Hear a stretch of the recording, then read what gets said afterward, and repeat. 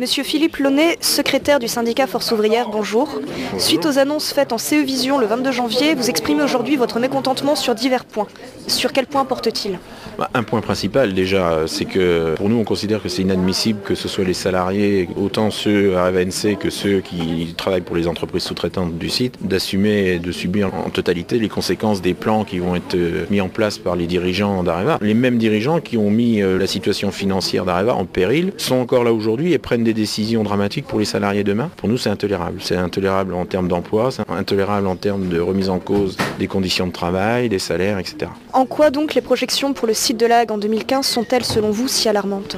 La première annonce phare qui a été annoncée par la direction, c'est 500 suppressions de postes en 5 ans sur l'établissement de La Hague, avec toutes les conséquences par voie de jeu de taquin, je dirais, sur les salariés des entreprises sous-traitantes. Imaginez une entreprise à qui Areva dirait tu reprends 100 salariés sous statut Areva NC, tu les prends dans ton entreprise, qu'est-ce qu'elle va faire ? Elle va licencier ou envoyer sur un autre chantier 100 salariés de sa propre entreprise. Donc il va y avoir des conséquences en cascade pour les salariés de ces entreprises-là. Pensez-vous que tous ces changements auront un impact sur la sûreté de l'établissement, sur la sécurité des salariés ? Comment entrevoyez-vous l'avenir sur ces sujets ? Bien sûr, mais on est déjà, en termes d'effectifs et en termes de conditions de travail, on est déjà à la limite du raisonnable en matière de sécurité et de sûreté. À partir du moment où Areva prend la décision de supprimer des postes, il faudra effectuer la même charge de travail avec moins de salariés, donc dans des conditions encore plus dégradées. À cela, il faut rajouter qu'avec les départs en pré-retraite et retraite, qui vont être effectifs, qui ne seront pas remplacés, il va y avoir une perte de connaissances et une dilution des compétences très rapide. D'où une remise en cause encore plus sérieuse de tout ce qui est sécurité et sûreté. Quelles actions allez-vous entreprendre ou poursuivre pour faire entendre vos voix et celles des salariés ?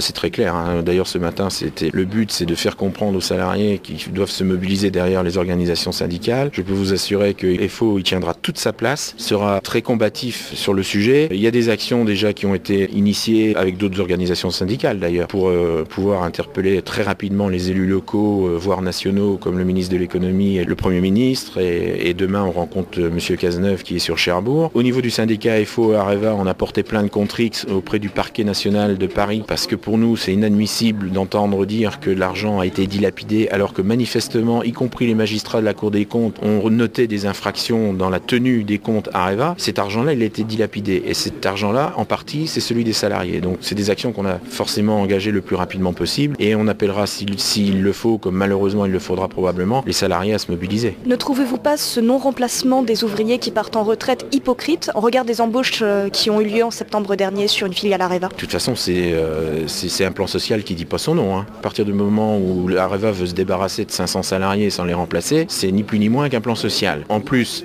actuellement, il y a en moyenne 90 alternants, des jeunes qui sont formés sur l'établissement. Il a déjà été annoncé que les 20 ou 30 parents qui étaient embauchés ne le seraient plus. Donc il y a non seulement les départs en pré-retraite qui ne seront pas remplacés. Il y a ces jeunes qu'on forme qu'Areva va prendre la responsabilité de mettre dehors le jour où ils ont terminé leur formation, parce que ça arrange financièrement à Areva de prendre des jeunes comme ça. Ils leur font faire le travail de salariés formés et en CDI pendant 2 ans, et ils les jettent comme des malpropres. C'est toutes ces mesures-là qui sont inadmissibles. Avez-vous quelque chose à ajouter, quelque chose sur quoi vous voudriez vraiment insister ? Je voudrais insister sur la prise de responsabilité que l'ensemble des salariés doivent avoir, encadrement compris. Et j'insiste sur ce point, il faut vraiment que tous les salariés du site Areva NC sous-traitants renforce les organisations syndicales, se mobilisent collectivement parce que ce qu'on va défendre aujourd'hui, c'est ce qu'on n'aura pas à défendre demain. Si on fait rien aujourd'hui, on n'aura rien demain.